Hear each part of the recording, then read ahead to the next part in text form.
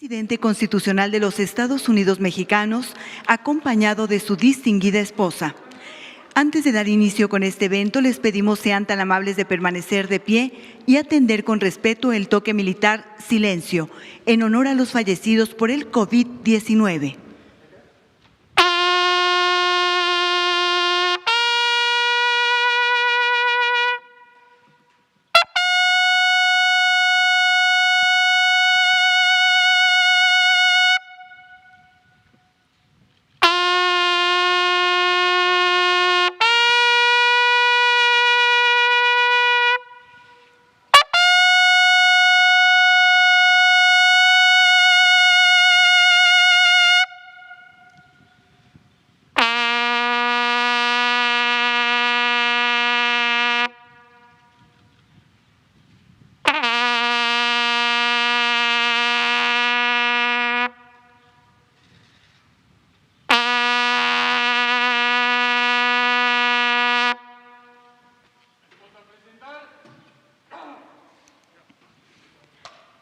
El presidente de México se dirige a la escolta de bandera para saludar a nuestro lábaro patrio.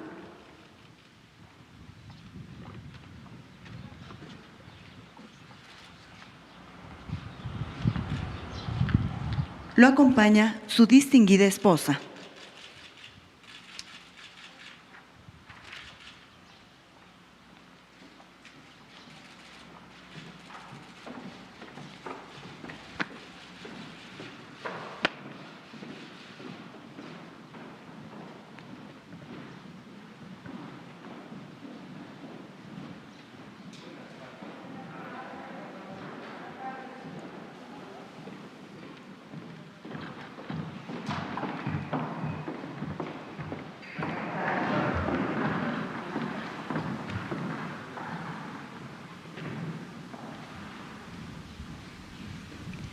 A continuación, se rendirán los honores al presidente constitucional de los Estados Unidos mexicanos y comandante supremo de las Fuerzas Armadas.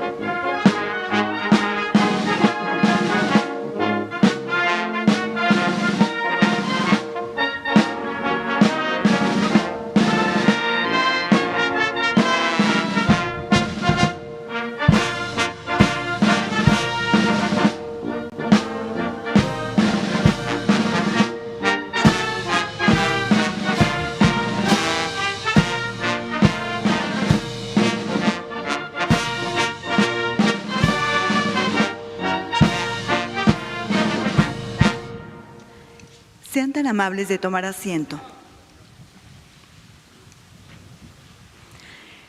Preside este mensaje de los primeros 100 días del tercer año de gobierno el presidente constitucional de los Estados Unidos mexicanos, licenciado Andrés Manuel López Obrador.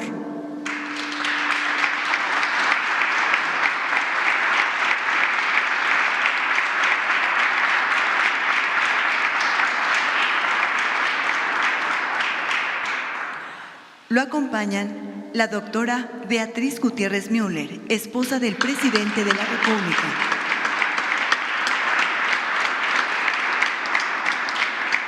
Los integrantes del gabinete legal, representantes de los medios de comunicación y quienes nos siguen por internet a través de las redes sociales. Sean todos bienvenidos.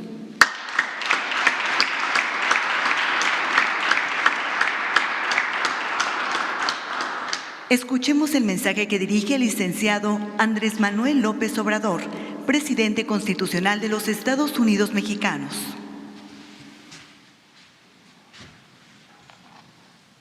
Mexicanas, mexicanos, amigas, amigos todos. Aún con la fuerte pandemia del COVID-19 y otras calamidades, México se transforma y progresa con justicia y paz social. La fórmula de gobernar con honradez y austeridad funciona incluso en circunstancias de crisis y a pesar de la nefasta herencia que recibimos del periodo neoliberal. Con la política de cero corrupción hemos podido hacer más con menos y sin permitir lujos o derroche hemos ahorrado cientos de miles de millones de pesos. Se mantienen finanzas públicas sanas. No hemos contratado deuda adicional a lo aprobado por el Congreso. No hemos aumentado impuestos ni se han incrementado por encima de la inflación los precios de las gasolinas, el diésel, el gas y la electricidad. Asimismo, nuestra moneda, el peso, no se ha devaluado y la inflación se mantiene controlada. Los ahorros, por no permitir la corrupción y por hacer un gobierno sin privilegios que evita los gastos superfluos,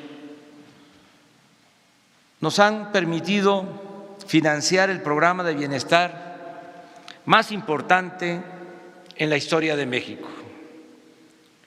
Las pensiones a los adultos mayores y a niñas y niños con discapacidad, las becas desde preescolar hasta posgrado, el mejoramiento y la construcción de vivienda, los créditos a la palabra, la atención a jóvenes que trabajan como aprendices, el apoyo directo a los comités de madres y padres de familia para mantener en buen estado las escuelas, el garantizar atención médica, medicamentos y vacunas de manera universal y gratuita, entre otras acciones de desarrollo social, benefician a la mayoría de la población. En este programa de desarrollo con sentido social destacan las acciones destinadas a rescatar el campo y a sus pobladores. Ahora los campesinos más pobres, sean ejidatarios, comuneros o pequeños propietarios, reciben apoyos directos para sembrar, se les entregan fertilizantes de manera gratuita y se benefician con precios de garantía en maíz, frijol, trigo, arroz y leche. Tanto por estos estímulos como por los créditos de la banca pública y privada, pero sobre todo por el acceso al mercado de Estados Unidos, la producción agropecuaria del país, a pesar de la pandemia, se incrementó en 2020 en 2% en comparación con el año anterior. En cuanto a la pesca, también aumentó el volumen de captura de las distintas especies y por primera vez se entregaron apoyos directos en efectivo a 200,000 pescadores de escasos recursos económicos. Mención especial merece el programa Sembrando Vida, por tratarse del esfuerzo más grande de reforestación en el mundo.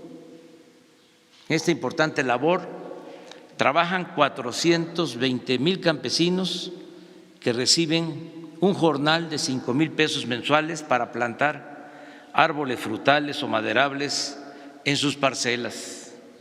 En la actualidad se han sembrado 700 millones de plantas y se llegará a 1,000 millones de arbolitos para cubrir una superficie de 1 millón de hectáreas en 20 estados del país.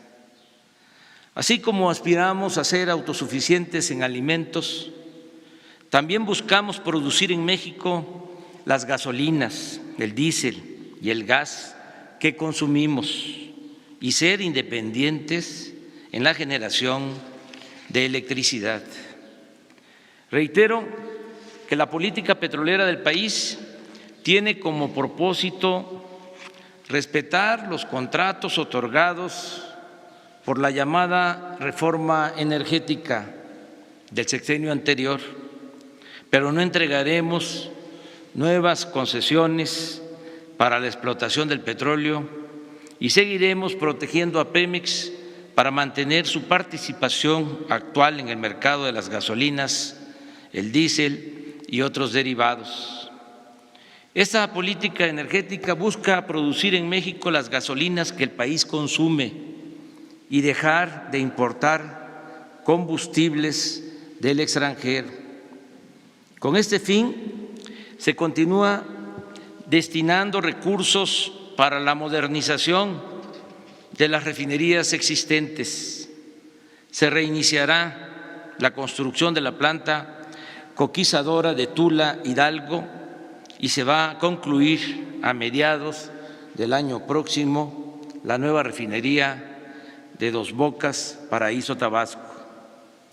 Aún cuando se han descubierto 3 grandes e importantes yacimientos petroleros durante nuestro gobierno, la extracción de petróleo se destinará a la refinación y se acabará con la práctica de exportar crudo y comprar gasolinas, es decir, toda la materia prima será procesada en nuestro país.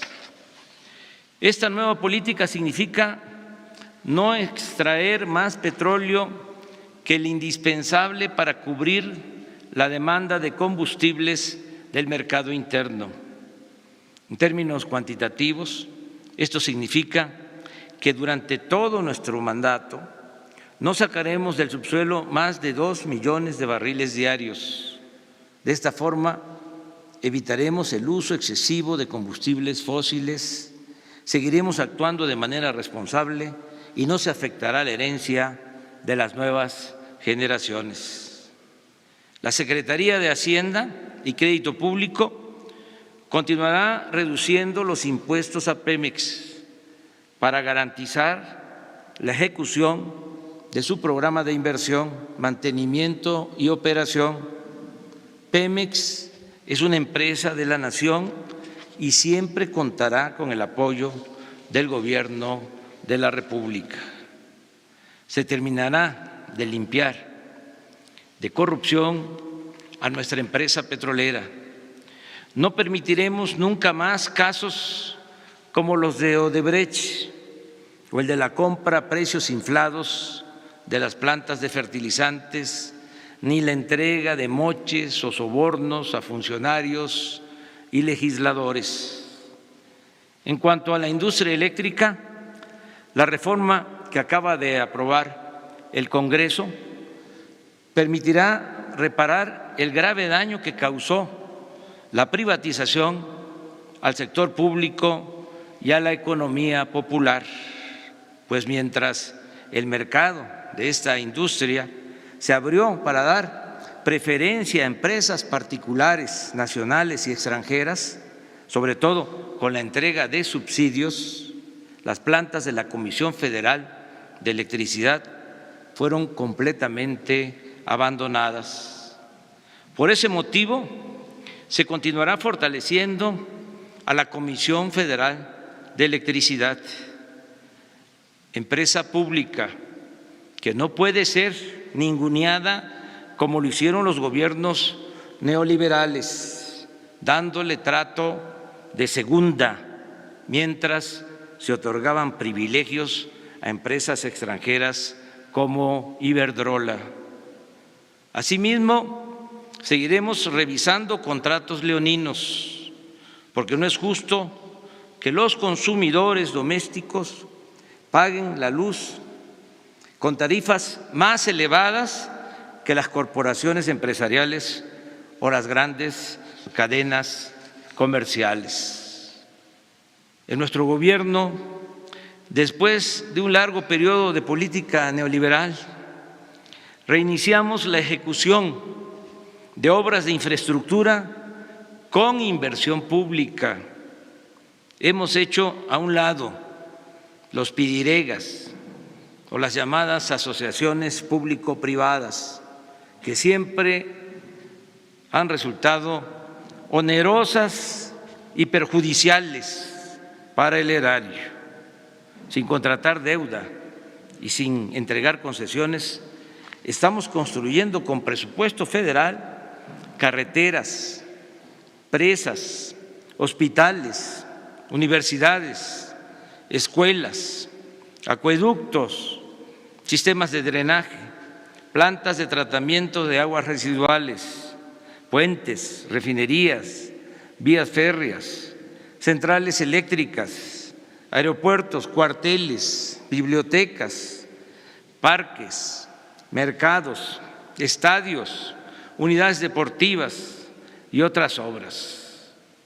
Destacan desde luego la construcción del aeropuerto Felipe Ángeles, el programa integral del Istmo de Tehuantepec para articular puertos, trenes y crear una vía rápida de comunicación entre países de Asia y la costa este de los Estados Unidos de América. Asimismo, menciono que el Tren Maya llevará bienestar a la región de mayor riqueza arqueológica, cultural y turística del país. Tan solo en la ejecución de estos tres grandes proyectos se están generando 116,000 empleos directos y alrededor de 227,000 empleos indirectos. También informo que está en marcha la integración económica y comercial con Estados Unidos y Canadá. El acuerdo de cooperación con soberanía entre nuestros países significa producción, empleos, mejores salarios y crecimiento en el norte del continente americano, pues solo así, sumando esfuerzos, inversiones, talento y mano de obra, podremos salir adelante en el complicado escenario de la economía y del comercio mundial. Somos conscientes que el desarrollo nacional depende en buena medida de que logremos reducir la violencia y garantizar la plena tranquilidad pública. Con este propósito y bajo el principio de que la paz es fruto de la justicia, estamos atendiendo a los jóvenes, creando empleos, haciendo realidad el derecho a la educación, combatiendo la pobreza, fortaleciendo valores culturales, morales y espirituales y también, desde luego, actuando con profesionalismo, perseverancia, coordinación y respeto a los derechos humanos para garantizar la seguridad pública.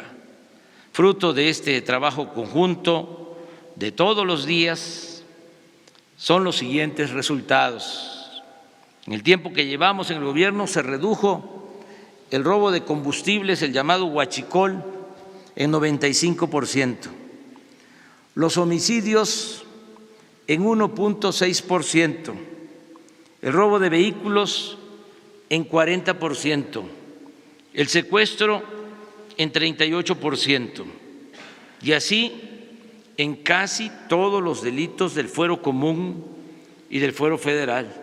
En suma, de 11 delitos considerados como de mayor impacto, solo 2 han presentado aumentos: el feminicidio, que creció en 8.5% y que posiblemente antes no se clasificaba como ahora, y la extorsión, que aumentó en 21%. Todo este esfuerzo para conseguir la paz se ha llevado a cabo sin violaciones a los derechos humanos, sin el involucramiento de las fuerzas federales en masacres, sin cometer tortura, sin perpetrar desapariciones forzadas y ejecuciones extrajudiciales, sin criminalizar a sectores enteros de la población como ocurría antes. Aquí destaco la importancia de la creación de la Guardia Nacional, que ya cuenta con 100,000 elementos, los cuales operan desde 157 cuarteles construidos por los ingenieros militares en todas las regiones del país. Expreso mi reconocimiento sincero y fraterno a las Fuerzas Armadas. Sin la lealtad de las Secretarías de Defensa y de Marina y sin su entrega al pueblo, no tendríamos los mismos resultados en seguridad, en desarrollo y en bienestar. Con las Fuerzas Armadas ayudamos a la población afectada por huracanes, inundaciones, temblores, incendios y otros siniestros. Y con ellas, con las Fuerzas Armadas, contenemos a la delincuencia organizada e impulsamos la reconstrucción de la seguridad y de la paz en las regiones del país más afectadas por la violencia delictiva. Con personal militar se cuidan las instalaciones estratégicas de la nación, se evita el robo de hidrocarburos, se enfrenta el contrabando, se persigue la corrupción en los puertos y se defiende la soberanía, se protege a migrantes y, por si fuera poco, las Fuerzas Armadas nos ayudan en la construcción de obras de infraestructura para el desarrollo del país. Recordemos que sin los ingenieros militares y marinos no estaríamos en este proceso de construcción de obras y servicios, de acciones tan relevantes como el dragado o desasolve de ríos, la limpieza de playas, la construcción de canales, las sucursales del Banco de Bienestar, los cuarteles de la Guardia Nacional, los viveros para las plantas del programa Sembrando Vida, el manejo de la logística y la distribución de las vacunas contra el COVID. Sin su ayuda no habríamos podido realizar la tarea de reconstrucción o terminación de hospitales que el régimen neoliberal dejó abandonados o a medio construir. El apoyo del personal de salud, de la defensa y de Marina han sido fundamentales para hacer frente a la pandemia, pero también para emprender la construcción del Tren Maya, el nuevo aeropuerto de Tulum y el aeropuerto Felipe Ángeles en Santa Lucía. Adicionalmente, nuestros institutos castrenses han participado en la transformación de la antigua prisión de las Islas Marías en centro cultural, ecológico y turístico. En fin, el apoyo de las Fuerzas Armadas en la transformación de México ha sido, repito, fundamental y estratégico. Sin duda, no habríamos podido enfrentar a la delincuencia y garantizar la seguridad de los ciudadanos con la extinta Policía Federal, que estaba podrida casi por entero, como lo prueba el hecho de que uno de los anteriores secretarios de Seguridad Pública permanece en la cárcel en Estados Unidos acusado de asociación delictuosa y lavado de dinero.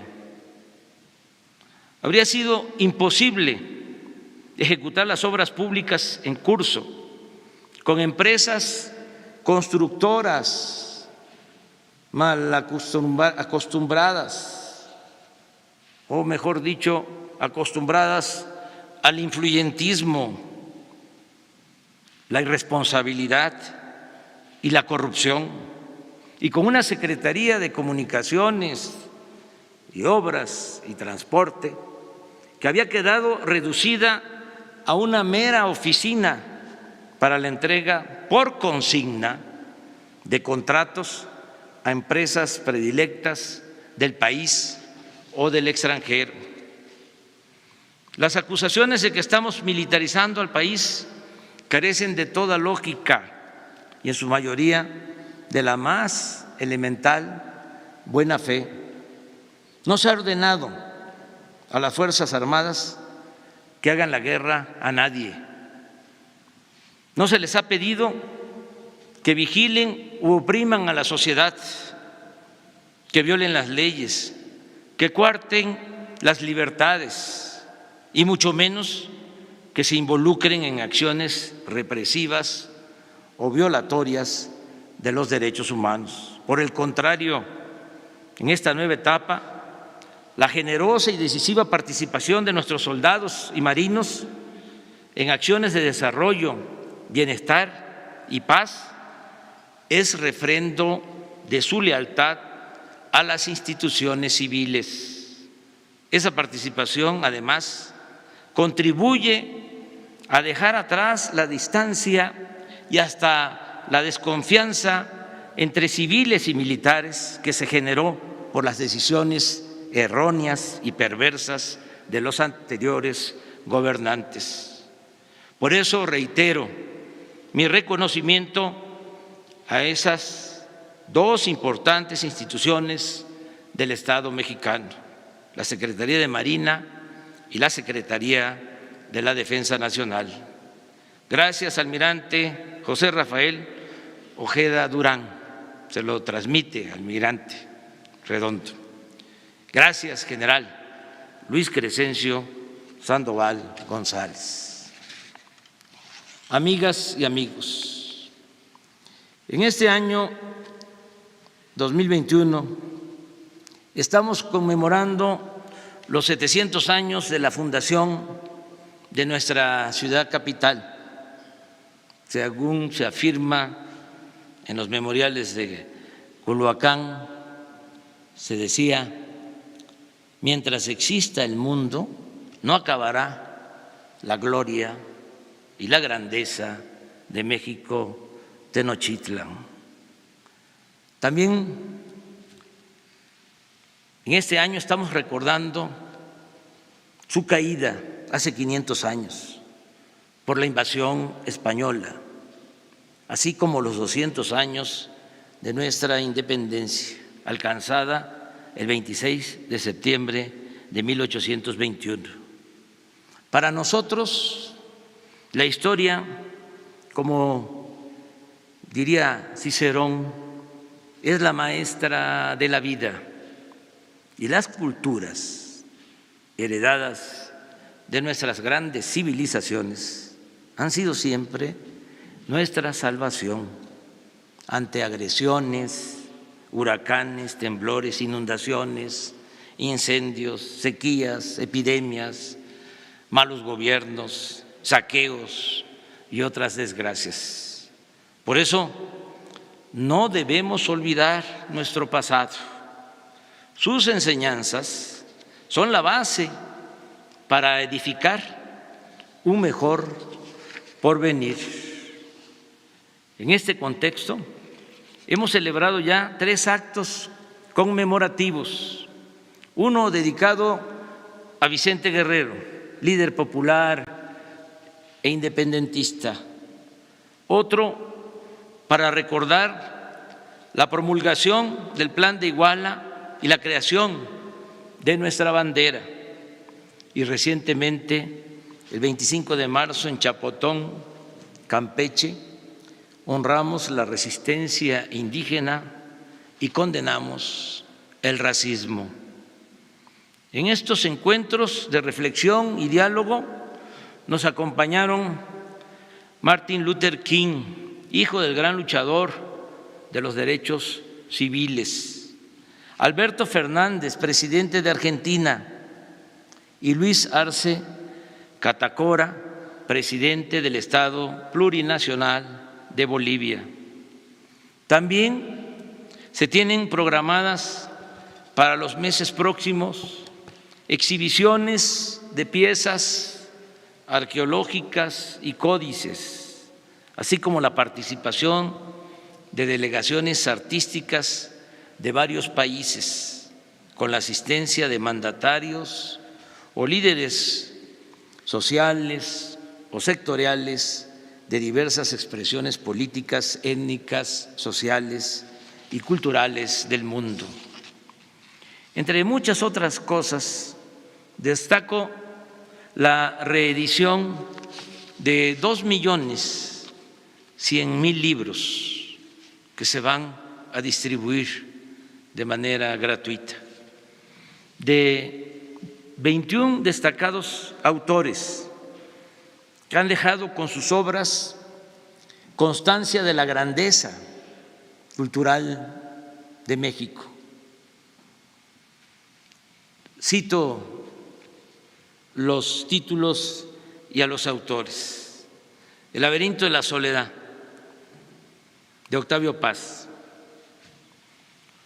Tomochic, de Heriberto Frías; Crónicas de amor, de historia y de guerra, de Guillermo Prieto; Balún Canán, de Rosario Castellanos; El libro vacío, de Josefina Vicens; Canec, de Emilio Abreu Gómez; Noticias biográficas de insurgentes apodados, de Elías Amador; Paseo de la Reforma, de Elena Poniatowska; Los de abajo, de Mariano Azuela; La sombra del caudillo, de Martín Luis Guzmán; Río subterráneo, de Inés Arredondo; El libro rojo de la independencia, de Vicente Riva Palacio y Manuel Paino; Breve historia de la guerra con los Estados Unidos, de José C. Valadez;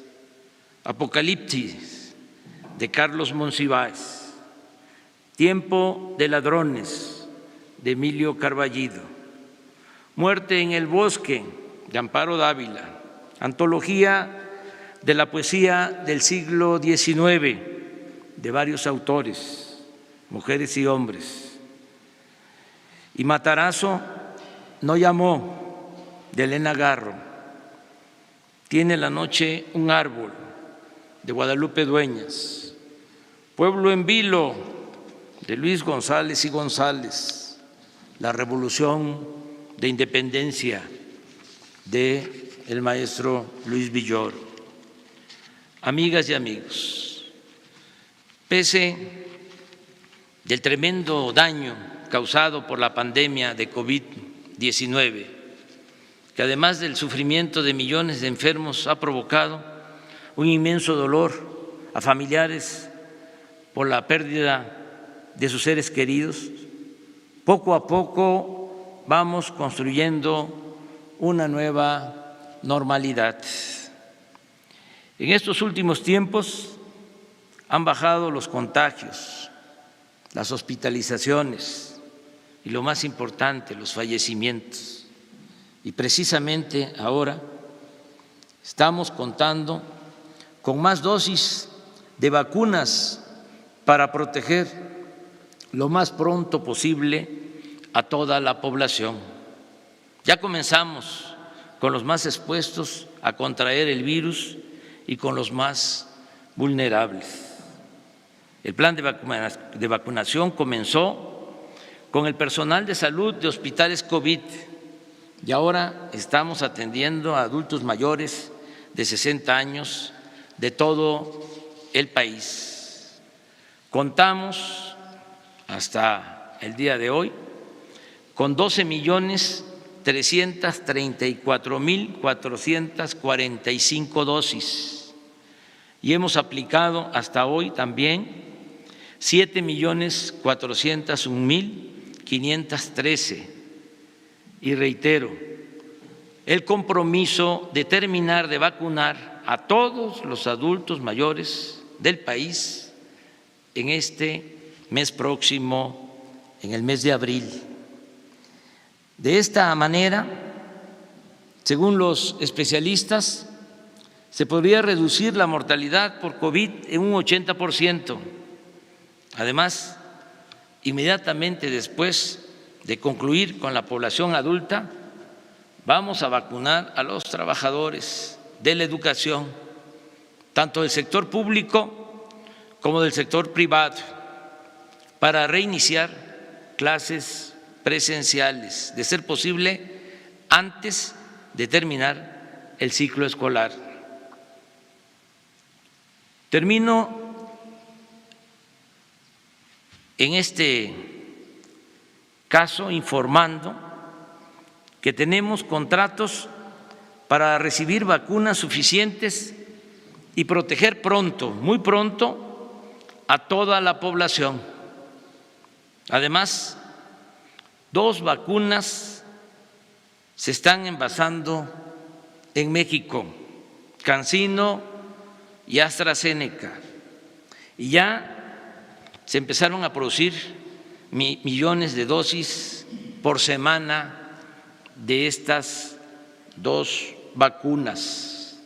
Aprovecho para agradecer a todas las empresas farmacéuticas y centros de investigación por su actuación responsable. Ya hablé de 2 vacunas y agrego Sinovac. El Centro Gamaleya, que desarrolló la Sputnik 5, y Pfizer, compañía que se ha comportado a la altura de las circunstancias.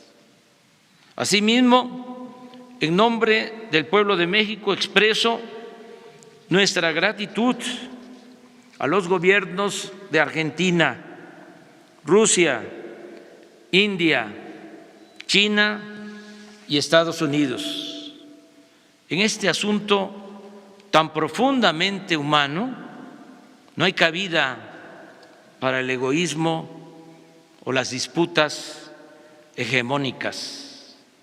Por encima de todo, debe prevalecer siempre la fraternidad universal. En lo económico y en lo social también vamos saliendo de la crisis. La actividad productiva y comercial empieza a reponerse sin que hayamos recurrido al endeudamiento, sin aumentar impuestos y sin gasolinazos, solo con los ahorros por el combate a la corrupción, con eficiencia administrativa, con mucho trabajo y con austeridad republicana. El pronóstico de crecimiento para este año ha ido subiendo y ahora hasta los más precavidos aceptan que será del 5%. En mi opinión, a mediados de este año nuestra economía habrá recuperado los niveles previos a la pandemia. Pienso también que los sectores más afectados, como el turismo, el comercio, los restaurantes y otros servicios, volverán a florecer. Así también lo indican los resultados, los datos.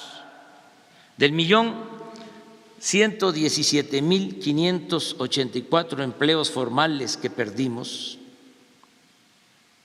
1.117.584 empleos formales que perdimos, ya hemos recuperado 538.013. Esto se ha logrado también gracias al apoyo de los migrantes que en 2020 enviaron a sus familiares 40.600 millones de dólares, una cifra récord, y que siguen nuestros paisanos, héroes, heroínas, vivientes, siguen mandando dinero a sus familiares en México. En este primer trimestre tenemos datos y hemos hecho una estimación que van a aumentar las remesas en 13% en relación con el mismo periodo del año pasado. También ha incidido en este horizonte esperanzador las decisiones que tomamos de destinar más presupuesto para el bienestar y entregar estos apoyos de abajo hacia arriba, con lo que evitamos una crisis de consumo.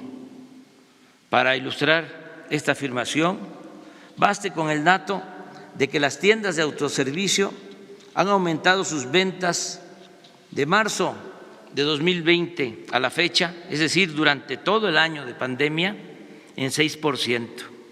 En fin, la gente no ha dejado de contar con ingresos para alimentos y bienes básicos. No tenemos crisis de bienestar social y no hay saqueos ni un repunte delictivo por hambre, desesperación o desamparo.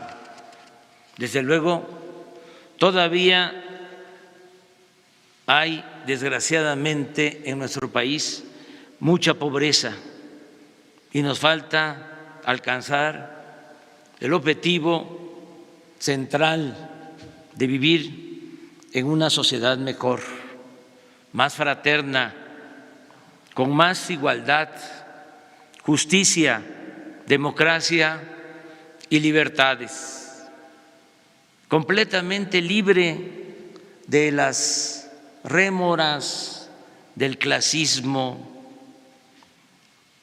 de la discriminación y del racismo. Pero hacia allá vamos, en busca de esa maravillosa utopía, de ese fecundo y bello ideal de ser felices por estar bien con nosotros mismos, con nuestra conciencia y con el prójimo. Muchas gracias. ¡Viva México! ¡Viva México! ¡Viva México!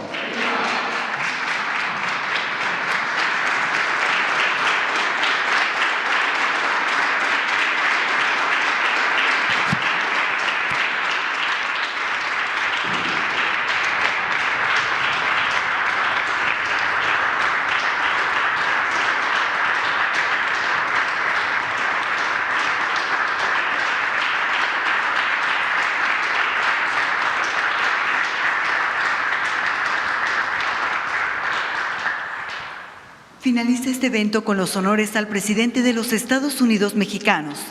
Se les invita a permanecer de pie para entonar nuestro himno nacional.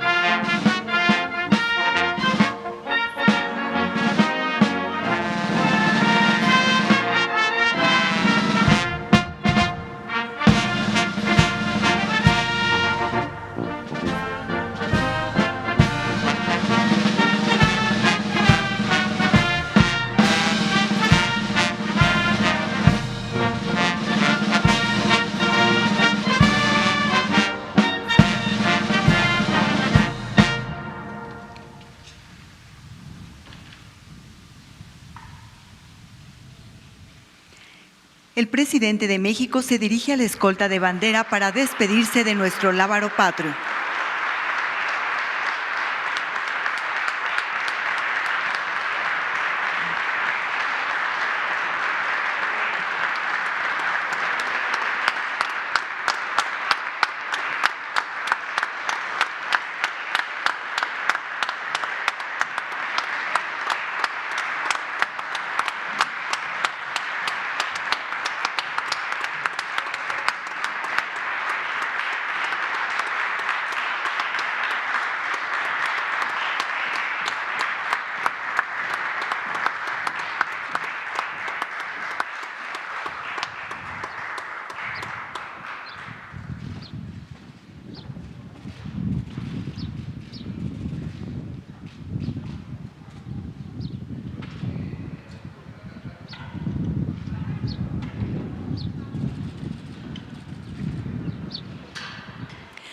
Se agradece la asistencia del presidente de México, de su distinguida esposa y funcionarios que lo acompañaron. Muy buenas tardes.